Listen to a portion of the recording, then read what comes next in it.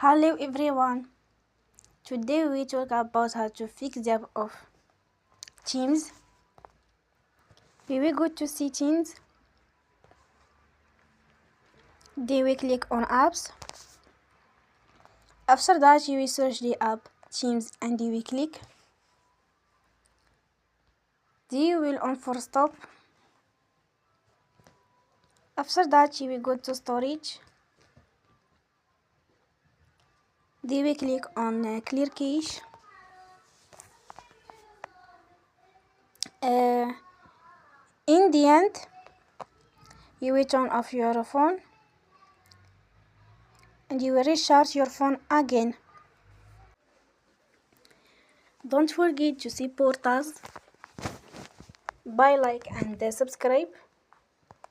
See you next time and thank you for watching.